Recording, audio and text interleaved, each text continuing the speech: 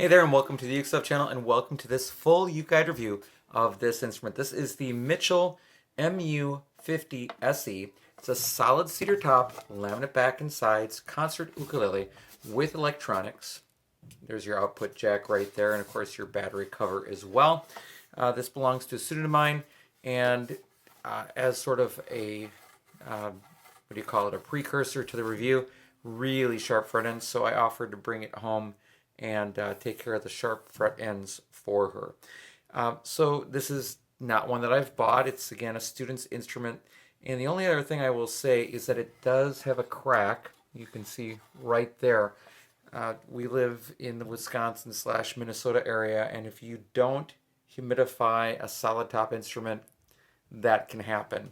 It doesn't mean that it's, that this instrument has to be thrown away or anything, but eventually they may want to look at that.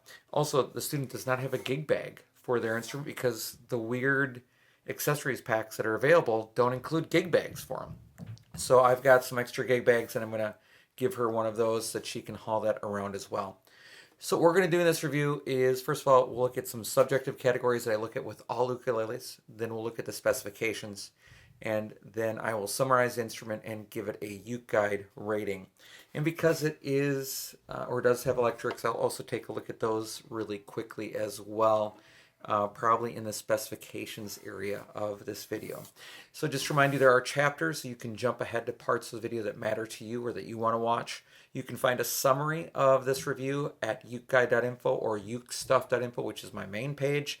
And on that UkeGuide page, you can look for this and compare it to the other instruments in a one-page summary. And just to remind you, if you want to support this channel, there are 3 things you can do. First of all, you can like the video. Second, you can subscribe to the channel. And third, you can always buy me a coffee to say, hey, thanks for making this content at buymeacoffee.com/ukestuff. All right, let's begin with the subjective categories. The first one is cost. I'm finding these for $99 with an odd kit. The kit includes like a stand and a string winder and a couple of other things, but it doesn't include a gig bag, extra strings.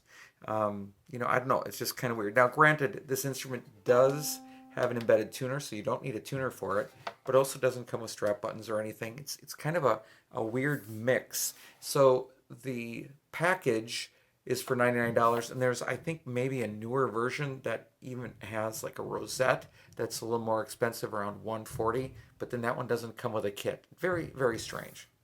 In terms of value, Mitchell ukuleles tend to be on the lower end of build quality, I find, although some do look nice, but then many are overbuilt, and pricing is sort of just under Kala pricing. And I think Kala really, is kind of more expensive in, a non-Hawaiian sort of sense. So it's right in between there. So the value is below the price, but not by much. I mean, I think you are getting, for $99, I think you are getting a $99 ukulele here. So it's not too bad. But again, we'll talk more about the other things you don't get and the things you might want to consider. In terms of build quality, it's not bad. It's not bad at all. And in fact, the laminate is quite nice. The heel here isn't really matched too well. But other than that, the laminate that's used is nice. And even the cedar isn't too bad, other than the crack we've talked about. But the finish, and we'll get to the appearance, is just, I don't know, it just leaves something lacking, even though it does have the binding on the side and everything else. And again, the cedar hole has sort of rough edges. I don't know if you can see it, but it makes the point that it's a solid cedar instrument because you can actually see part of the wood particles from the solid cedar still hanging off the side. So that could have been sanded better. So what we're going to do is take a look at the inside of this. That's something I do on all ukuleles. So I'm pulling up my internal camera that I use, and I'll turn that on, and we'll go take a look at the inside. All right, let's go in and see what we see down here. Okay, looking at the back, there's the electronics. So there's your jack right there that connects to the top. You can see a lot of excess glue there and a streak on the soundboard. You do have a bridge plate support. Oh, that is a mess up there. And then coming over, there's more of the bridge support plate. There's the piezo pickup coming through. It's kind of an odd spot for that piezo pickup. You would think that that piezo pickup would be coming out over that bridge support plate. It does have a solid piece vertically running up and down the instrument. There is the tail block, so it does have a tail block. And again, if we look over here a little more, let's see if we can get past all this. You can see some more of the instrument there, the notch kerfing in the back. You know, it's not terrible. It's generally pretty clean. I mean, there's some glue here and there that's excess, but let's go look at the upper bout. I'm not sure how much we'll be able to see here, but one thing I wanted to see was to see the crack, and yep, you can see the crack all the way through the wood. There's some excess glue there, another horizontal brace. You can see that it is solid cedar on both sides. Messy. It's messy on this side for sure, with especially on the soundboard. Soundboard's really quite messy. That could be a little bit cleaner. But otherwise, I mean, it is built pretty traditionally, if just a little sloppy with a little bit of extra glue. And that's our look at the inside of the Mitchell MU50CE Ukulele. Now, the other things I wanted to mention is that it doesn't have any side position markers. I'll get to that in specifications, but that will limit this instrument's score. The wires do rattle a bit in there, so that would be annoying.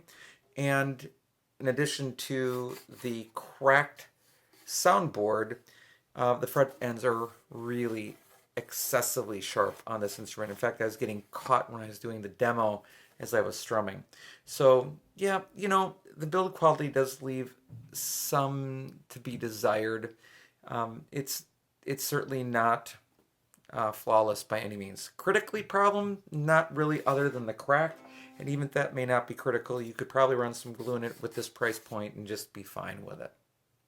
Now, in terms of appearance, well, the laminate is nice. That's, you know, that laminate plate there on the top, that looks nice. The laminate back with the arched back looks nice. The laminate's decent quality. But the cedar top, while the wood itself, the grain is pretty nice. That flat sort of satin finish just leaves me wanting and wanting something else. I don't know what. More cedar richness in the color, gloss, I don't know. But this leaves me wanting, I think. It could also be the walnut fretboard and the walnut bridge, because those do not appear to be rosewood to me. That could also be leaving this instrument just kind of feeling sort of lackluster, kind of plain.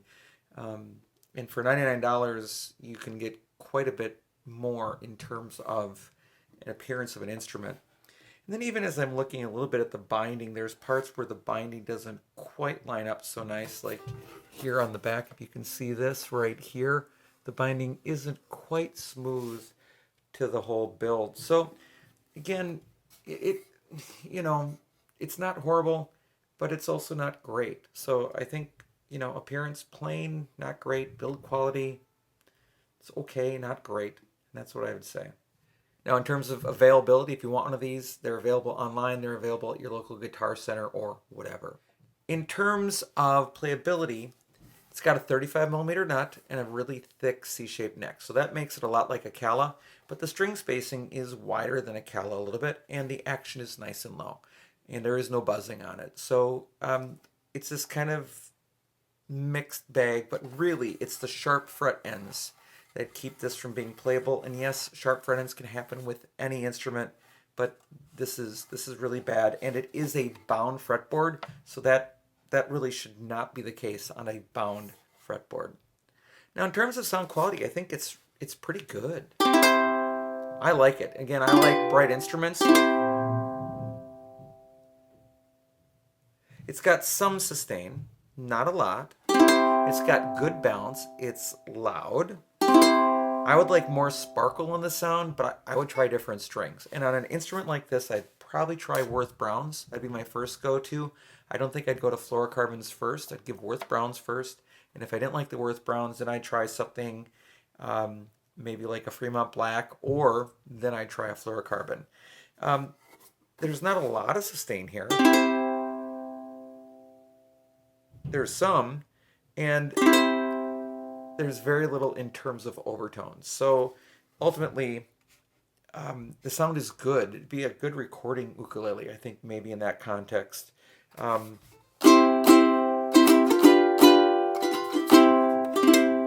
Still has more darker qualities, but it's a pleasing sound, and that's probably really one of the best things it has going for it. In fact, I was just noticing that one of these strings is sort of wound, not the wrong direction, but wound up wrong. So I will probably fix that for my student as well, because the string is coming too far up off of that particular post. Well, I'll take a look at that too. One of the things I like to do in these videos is let you see what I'm hearing. So I will use the app Tonal Energy Tuner to play the C chord and let you see what's happening with the harmonic energy as I play. Here we go.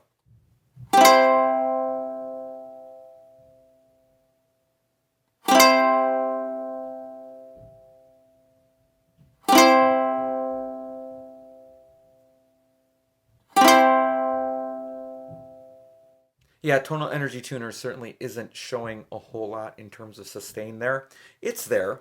2, 3, 4, 5, about 5 seconds of sustain, and all the sustain really is showing on the low end of Tonal Energy Tuner, which seems about right. So I like the overall tone quality. I would try other strings. I think that would help. And other than that, it's pretty balanced in sound. Not a bad sound, but I think it could be improved with strings. All right, now that we've talked about the subjective categories, let's get into specifications. It is a concert ukulele. The scale length is 14.75 inches from nut to saddle. It has 18 frets with 14 to the body. It does not have side position markers, and it is a traditional double bout ukulele. It has a solid cedar top with a laminate mahogany back and sides. The fretboard appears to be walnut, and the bridge appears to be walnut. The fretboard is not radius, and the bridge is a tie bar bridge. The nut and saddle appear to be plastic, and it is not a compensated saddle. It's a flat satin finish, which I think is a real letdown on the appearance of the instrument. And the overall length is 24 inches exactly and weighs 1 pound, 3.6 ounces, which isn't too bad considering that it is an electroacoustic ukulele. The tuner type, these are kind of cool. They're kind of like matte black tuners, and they're of course unbranded, but they look pretty cool. I actually like the appearance of those and sort of the finish. They sort of have a textured sort of feel. I like those. I don't have any problem with those. I think they look cool and they definitely work. The action at the first fret is nice and low. It's less than 0.5 millimeters at the first fret, and it's 2.25 millimeters at the 12th fret, so that's really good. The nut width is almost exactly 35 millimeters, 34.97 millimeters, and the space between each string at the first fret is 8.86 millimeters, so approaching 9, and it's 29.15 millimeters from G to A, so really decent wide spacing. The depth of the neck, something else I measure at the 3rd fret, is 21.33 millimeters from the top of the strings to the bottom of the neck. That's pretty thick, and it is a very baseball bat-like, half a baseball bat, C-shaped neck profile on this instrument. And one of the other things I want to do is just show you the electronics. One thing that I noticed is that when I was tuning it, I was trying to tune it, looking at it this way, but really the tuner operates this way. So when you're tuning, you kind of have to hold your ukulele up and down to really get the sense for that. That sounds weird, but most of these displays are rotated the other way, so that took me by surprise. And again, like most other pickups that are active pickups with a battery in them like this, you can replace like the 2032s like this one. And I think it'll be 2 sets of 2032s in here. And just popping it open real quick. It is 2 2032s in there. You just pop them in. This one, it looks like the printing faces not towards that open side, but the back side, towards the clip. And you plug it in. And then if you turn it on, it turns on the tuner. If you turn it off, it waits until you plug it in. So let's do that real quickly. So you have settings for treble, middle, and bass, and overall volume.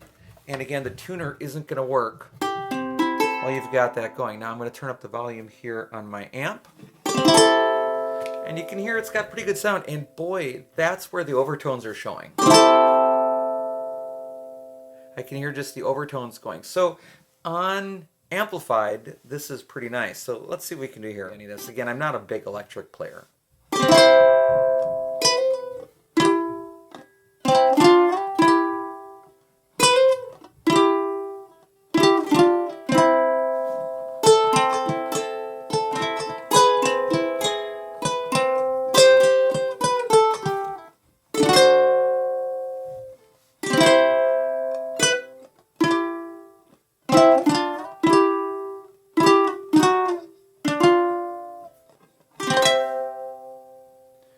And then just a little strumming. Strumming becomes, you know, overbearing. You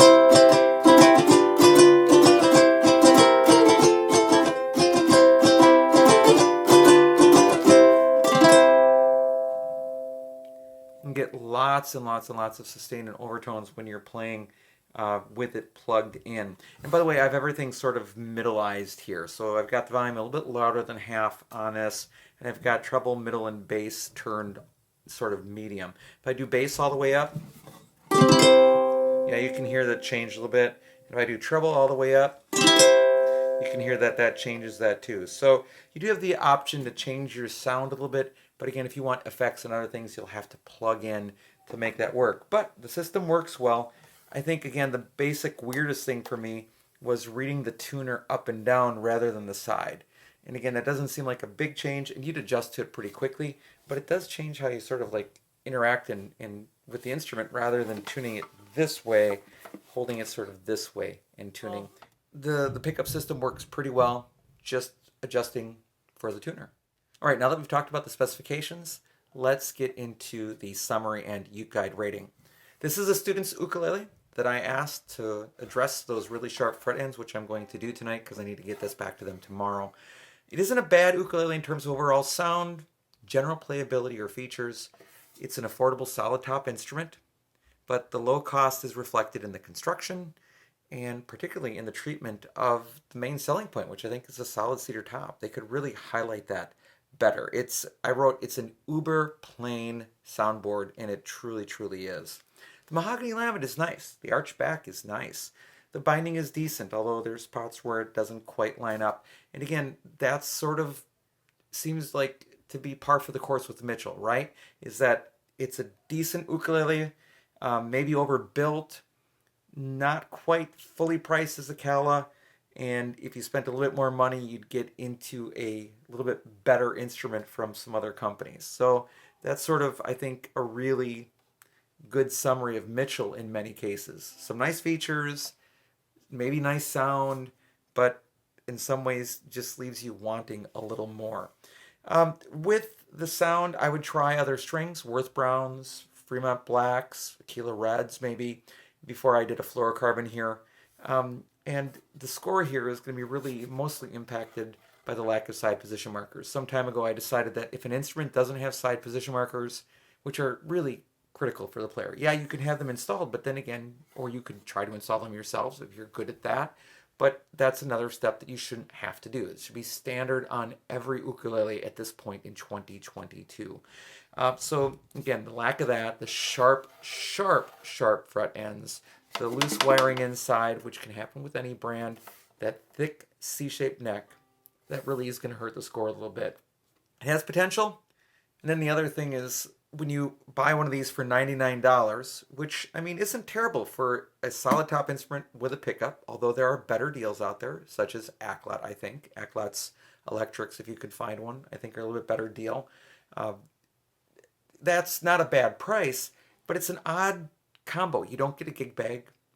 You get a humidifier, which isn't a great humidifier for this sort of instrument. You get a ukulele stand, which is, I don't know how really useful those are a lot of times. They can be useful, but I don't think everybody needs one. And you get a string winder.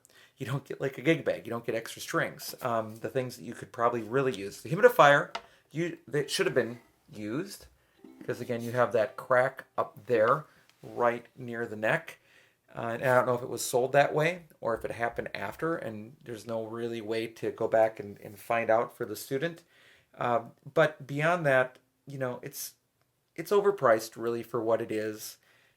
Although it's not terribly priced, it's not a terrible instrument. It kind of just leaves you wanting more. So, on a scale of 0 to 5 ukuleles, what would I rate it? Because of the sound, because of the potential for playability, I'm going to give it a 3. You could even argue me to a 2.5, but I think a 3 is a pretty safe bet. It's not terrible. If you bought one of these, there's nothing to feel bad about. It's a decent sounding instrument. I try other strings. You're going to need a gig bag for it, and you're going to want to humidify it beyond the Humalele from Music Nomad that might come with the package. I think you're going to want a little bit better humidifier or bigger humidifier, at least an Oasis sort of situation, so that you really keep it humidified, especially if you live in a climate where I do, where right now it's February of 2022. The humidity is lower than the Sahara Desert where I live, especially in our houses where we have inside heat. So, yeah, 3 out of 5. And I think you could argue me to a 2.5. I wouldn't argue with you either. All right. Thanks so much for watching this video. I hope you're having a great day, and I'll be back soon with some more Uke stuff for you.